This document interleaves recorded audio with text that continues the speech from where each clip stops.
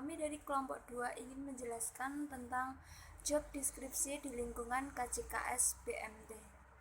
Pada struktur organisasi kali ini, saya akan menjelaskan tentang pengawas dan juga pengurus. Fungsi pengawasan dalam suatu organisasi dimaksudkan sebagai salah satu upaya untuk memperkecil risiko yang mungkin timbul sebagai akibat dari terjadinya penyimpangan-penyimpangan kebijakan dari rencana yang telah ditetapkan.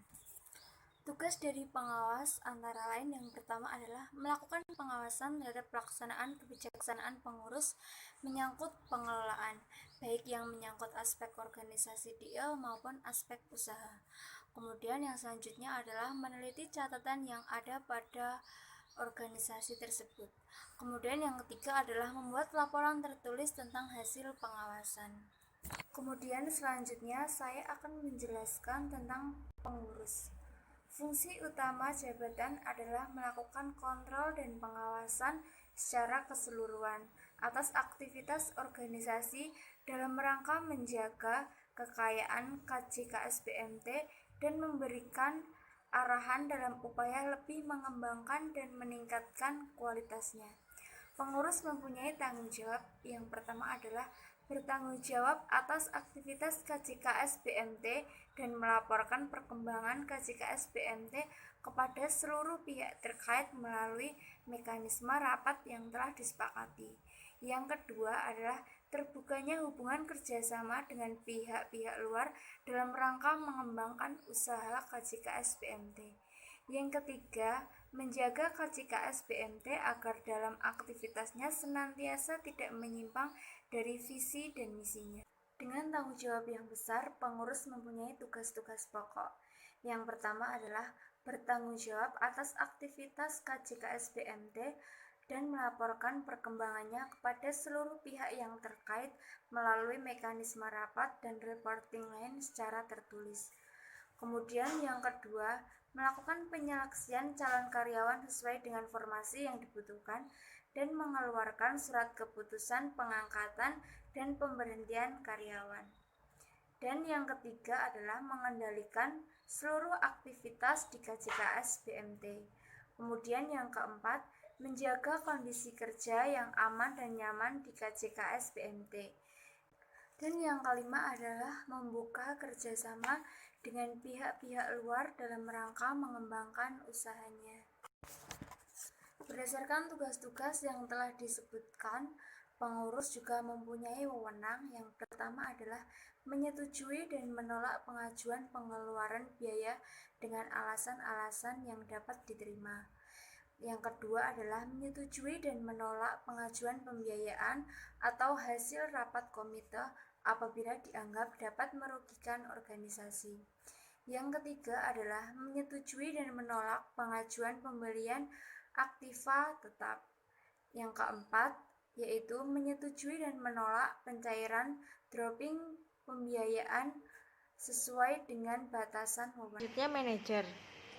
Fungsi utama jabatan manajer adalah merencanakan, mengkoordinasikan, dan mengendalikan seluruh aktivitas organisasi di kantor yang meliputi penghimpunan dana dari anggota dan juga calon anggota, serta penyaluran dana yang merupakan kegiatan utama organisasi dan kegiatan-kegiatan yang sifatnya secara langsung berhubungan dengan aktivitas utama tersebut dalam upaya mencapai target. Ada beberapa tugas pokok manajer. Yang pertama, menyusun sasaran rencana jangka pendek, rencana jangka panjang, serta proyeksi baik itu secara finansial maupun non-finansial. Dan ada beberapa contohnya. Yang pertama, menentukan sasaran dan target jangka pendek yaitu 1 tahun dan jangka panjangnya selama 3 tahun. Dan juga mempresentasikan rencana kerja jangka panjang dan kerja jangka pendek kepada pengurus KJKS BMT. Dan yang kedua, mengusahakan tercapainya target yang telah ditetapkan secara keseluruhan. Sebagai manajer, contohnya memonitor dan memberikan arahan serta masukan terhadap upaya pencapaian target. Mengevaluasi seluruh aktivitas dalam rangkaian pencapaian target serta menemukan dan menentukan strategi-strategi baru dalam upaya mencapai target. Yang ketiga yaitu menyelenggarakan penilaian prestasi kerja karyawan. Misalnya menetapkan tujuan penilaian prestasi kerja dan melakukan penilaian prestasi kerja karyawan. Yang keempat yaitu mengusahakan tercapainya lingkungan kerja yang nyaman untuk semua karyawan yang berorientasi pada pencapaian target. Yaitu contohnya sebagai manajer merencanakan dan merancang sistem hubungan kerja yang dapat memotivasi karyawan untuk bekerja dalam mencapai sasaran organisasi. Dan juga manajer perlu memperhatikan keluhan atas pelayanan terhadap anggotanya dan juga mengevaluasi pola hubungan bila diperlukan. Dan yang keempat yaitu menjaga keamanan dana anggota dan calon anggota yang dihimpun dan pembiayaan yang diberikan serta seluruh aset KJKS BMT. Misalnya mengupayakan terjaganya likuiditas dengan mengatur manajemen dana seoptimal mungkin hingga tidak terjadi dana rush maupun idle. Yang kedua, mengupayakan strategi khusus dalam penghimpunan dana dan penyaluran dana, serta melakukan kontrol terhadap keseluruhan harta di kantor. Nah, tugas pokok yang ke-6 yaitu mengevaluasi dan menyelesaikan seluruh permasalahan yang ada, yaitu misalnya sebagai manajer harus mengagendakan dan memimpin rapat operasional bulanan untuk membahas rencana kerja operasional, target kerja, dan evaluasi secara keseluruhan serta permasalahan yang terjadi pada bagian operasional, serta melakukan kontrol terhadap kesepakatan serta keputusan yang diambil dalam rapat. Dan tugas pokok manajer selanjutnya itu menjaga kantor agar dalam aktivitasnya senantiasa tidak lari dari visi dan misinya. Dan tugas yang terakhir yaitu menerbitkan laporan keuangan, laporan perkembangan pembiayaan, dan laporan mengenai penghimpunan dana anggota secara lengkap, akurat, dan sah. Baik itu laporan harian, bulanan, maupun sesuai dengan periode yang dibutuhkan. Selanjutnya, wewenang manajer. Ada beberapa wewenang manajer yang perlu kita ketahui. Yang pertama, memimpin rapat komite untuk memberikan keputusan terhadap pengajuan pembiayaan. Yang kedua, menyetujui serta menolak secara tertulis pengajuan rapat secara musyawarah dengan alasan-alasan yang jelas. Yang ketiga, menyetujui dalam menolak pengeluaran uang untuk pengeluaran kas kecil dan biaya operasional lain sesuai dengan batas wewenang. Yang keempat, yaitu menyetujui dan menolak penggunaan keuangan yang diajukan itu tidak sesuai dengan prosedur. Dan yang kelima, wewenang seorang manajer yaitu memberikan teguran dan sanksi atas pelanggaran yang dilakukan oleh para stafnya atau para bawahannya. Dan yang ketujuh, melakukan penilaian prestasi karyawan sesuai dengan ketentuan yang berlaku. Yang kedelapan, mengusulkan promosi, rotasi, dan mutasi sesuai dengan ketentuan yang berlaku. Dan wewenang yang terakhir yaitu menyetujui pemotongan biaya administrasi tabungan untuk tabungan yang tidak memutasi selama 6 bulan atau sesuai dengan kebijakan KJKS BMT. Selanjutnya saya akan menjelaskan struktur berikutnya yaitu dari Customer Service Officer dan Public Relation atau CSO dan PR. Fungsi utama jabatan CSO dan PR adalah memberikan pelayanan prima kepada anggota sehubungan dengan produk funding yang dimiliki oleh KJKS BMT yaitu simpanan biasa, simpanan berjangka, dan produk-produk lainnya. Selain itu juga merencanakan, mengarahkan, mengontrol, serta mengevaluasi seluruh aktivitas sekretariat kelembagaan untuk kepentingan kerja KJKS BMT. Adapun tanggung jawab dari CSO dan PR yang sesuai dengan fungsi yang telah saya sebutkan tadi, yaitu yang pertama menyelenggarakan pelayanan yang memuaskan atau service excellent kepada anggota BMT. Yang kedua, mengarsipkan seluruh dokumen-dokumen simpanan, dokumen lembaga, dokumen pembiayaan, serta dokumen penting lainnya. Yang ketiga, mengarsipkan surat masuk dan keluar serta notulensi rapat.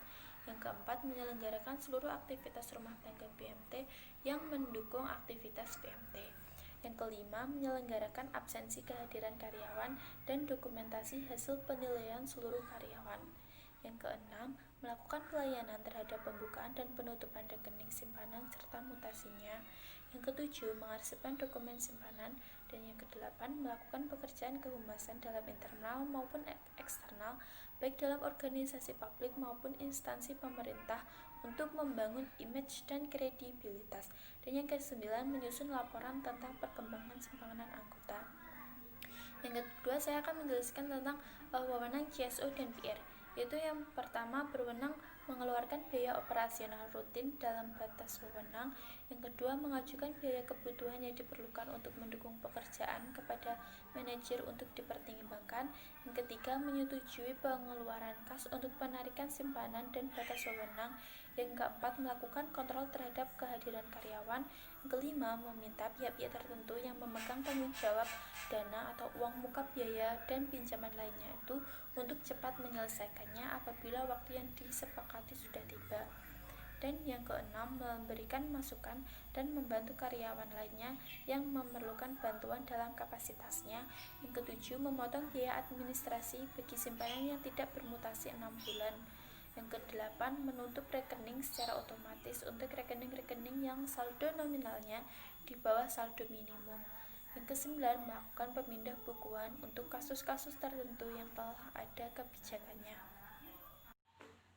Struktur selanjutnya yaitu teller dan akunting, di mana teller dan akunting memiliki fungsi utama yaitu mengelola administrasi pembiayaan mulai dari pencairan hingga pelunasan serta melakukan kegiatan transaksi yang bersifat tunai. Adapun tugas seorang teller yaitu ada 11. Yang pertama yaitu menyelesaikan laporan kas harian yang diantaranya yaitu melakukan, mengeluarkan atau menerima transaksi bersifat tunai, kemudian mengesahkan, kemudian menyusun, kemudian merekapitulasi, dan yang terakhir yaitu melakukan cross check. Kemudian ada pun tugas yang kedua yaitu memastikan keamanan kas. Yang pertama melakukan perhitungan di pagi dan sore hari, kemudian meneliti keaslian uang yang masuk, kemudian yang ketiga menjaga ruangan dari pihak-pihak yang tidak berwenang, kemudian mengarsipkan laporan mutasi, kemudian melakukan cross check. Adapun tugas yang ketiga yaitu menyediakan laporan cash flow harian yang meliputinya, yang diantaranya yaitu menjaga laporan kas masuk dan keluar, meminta pengesahan laporan.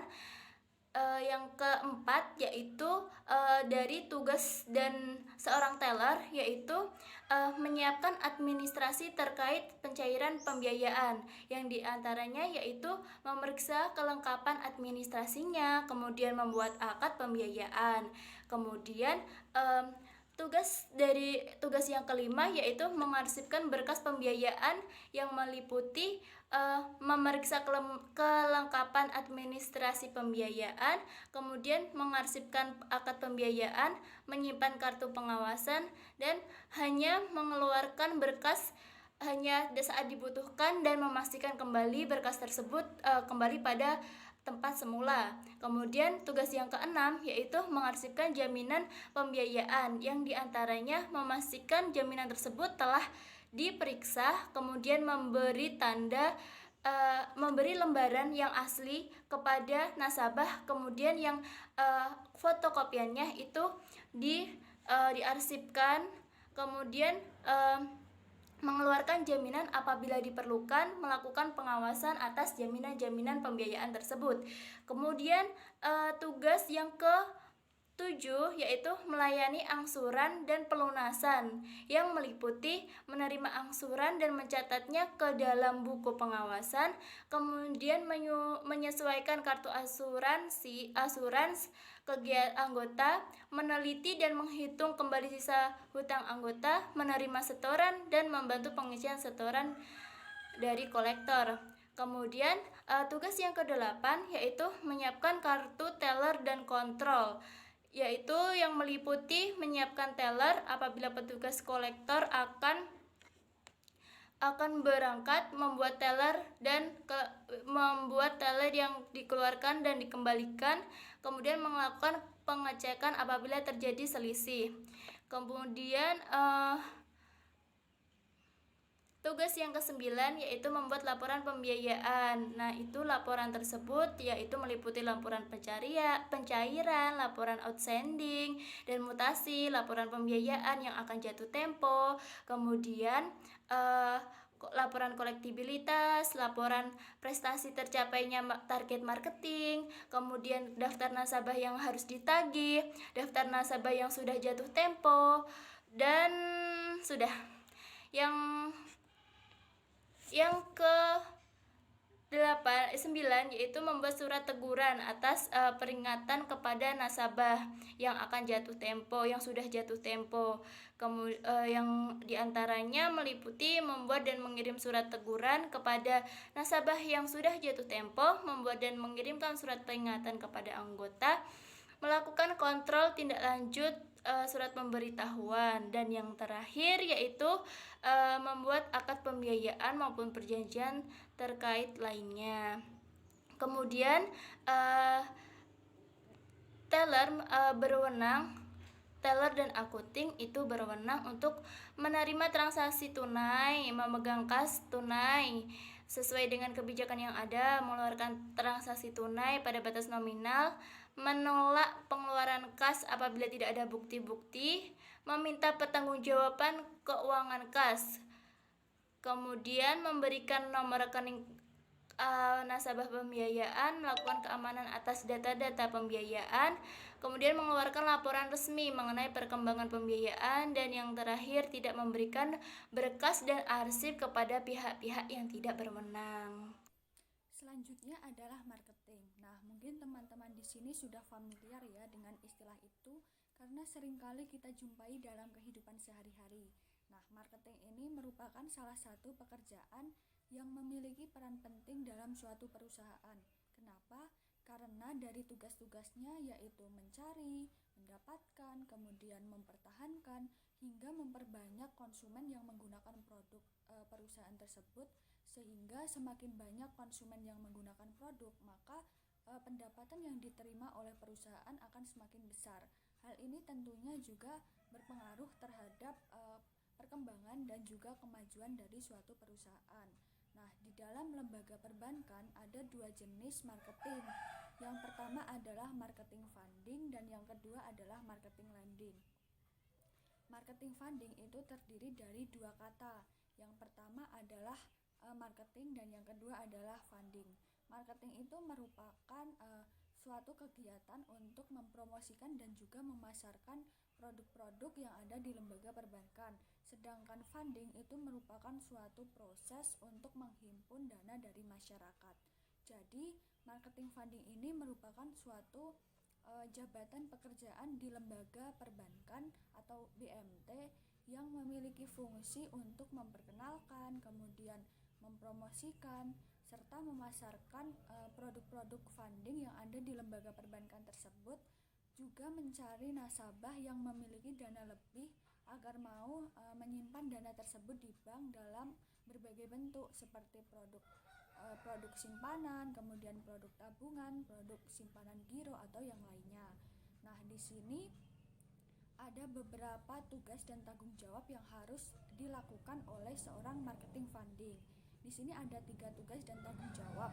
Yang pertama adalah memastikan bahwa target funding yang telah ditetapkan itu tercapai sesuai dengan rencana. Jadi seorang marketing funding ini diberikan target oleh atasannya atau manajernya untuk menghimpun dana sebanyak-banyaknya dari calon nasabah, yang dana tersebut bisa dalam bentuk produk simpanan ataupun tabungan atau yang lainnya. Kemudian dana tersebut nantinya juga akan disalurkan kembali dalam bentuk produk pinjaman kepada masyarakat yang akan dilakukan oleh marketing lending. Selain itu, marketing funding ini juga harus melakukan evaluasi terkait dengan kegiatan funding yang telah dilakukan. Untuk apa? Evaluasi ini perlu untuk dijadikan sebagai acuan agar kegiatan funding atau marketing selanjutnya itu bisa lebih baik dari sebelumnya. Kemudian yang kedua adalah menjalin hubungan baik dan juga memperluas jejaring relasi dengan berbagai pihak seperti pihak-pihak perbankan, pihak-pihak di luar perbankan atau juga dengan mitra bisnis. Nah, di sini marketing funding ini bertanggung jawab untuk menghimpun informasi dan juga mendata peluang-peluang untuk akses dana kepada pihak-pihak yang diajak bekerja sama. Kemudian marketing funding ini juga bertanggung jawab untuk mengakses pihak-pihak yang memiliki potensi untuk membantu penggalangan dana bagi masyarakat. Selain itu, marketing funding ini dalam melakukan tugas atau pekerjaannya itu harus selalu menjaga amanah dan juga nama baik dari lembaga perbankan tempatnya bekerja. Kemudian yang ketiga adalah mensosialisasikan produk-produk funding yang dimiliki oleh lembaga perbankan. Nah, di sini marketing funding itu bertanggung jawab untuk melakukan promosi, melakukan sosialisasi, kemudian juga memasarkan produk-produk funding yang ada di atau yang dimiliki oleh perbankan. Nah, di sini tentunya seorang marketing funding ini juga harus memiliki kemampuan berkomunikasi yang baik dan juga harus sudah menguasai produk-produk yang akan dipromosikan tersebut sehingga calon nasabahnya itu yakin dan juga tertarik untuk menggunakan produk-produk tersebut. Kemudian juga marketing funding bisa mengusulkan produk-produk yang menarik untuk calon nasabahnya. Nah, di sini kemampuan menganalisis kebutuhan nasabah itu perlu dimiliki oleh seorang marketing funding. Karena apa? Karena dengan kemampuan tersebut, marketing funding ini bisa memberikan usulan terkait dengan produk-produk yang menarik, produk-produk yang cocok, tepat dan juga sesuai dengan kebutuhan calon nasabahnya. Nah, itu tadi merupakan beberapa tugas dan tanggung jawab dari seorang marketing funding. Selain itu, marketing funding juga memiliki beberapa wewenang, yaitu selain melakukan funding dan juga melakukan sosialisasi, promosi kepada masyarakat, marketing funding ini juga boleh ikut serta dalam mengusulkan terkait dengan pengembangan produk-produk funding yang ada di perbankan. Tentang marketing lending. Fungsi utama dari marketing lending yang pertama, melayani pengajuan pembiayaan, melakukan analisis kelayakan, serta memberikan rekomendasi atas pengajuan pembiayaan tersebut. Yang kedua, menjemput setoran angsuran pembiayaan anggota. Yang selanjutnya ada tugas dan tanggung jawab dari marketing lending. Yang pertama, memastikan seluruh pengajuan pembiayaan telah diproses. Yang kedua, memastikan analisis pembiayaan telah dilakukan dengan tepat dan lengkap. Yang ketiga, melihat peluang dan potensi yang ada dalam upaya pengembangan pasar. Yang keempat, melakukan monitoring atas ketepatan alokasi dana serta ketepatan angsuran pembiayaan anggota. Yang kelima, mengevaluasi seluruh permasalahan yang berkaitan dengan angsuran pembiayaan. Yang keenam, menyelenggarakan administrasi pembiayaan dari rencana hingga pelunasan. Yang ketujuh, memastikan angsuran yang harus dijemput telah sesuai waktunya. Yang kedelapan, memastikan tidak ada selisih dana antara dana yang dijemput dengan dana yang disetorkan ke KJK SBMT. Yang kesembilan, menyelesaikan pembiayaan bermasalah. Selanjutnya ada wewenang dari marketing lending. Yang pertama, ada memberikan usulan untuk pengembangan pasar kepada manajer. Yang kedua, menentukan target lending bersama dengan para manajer.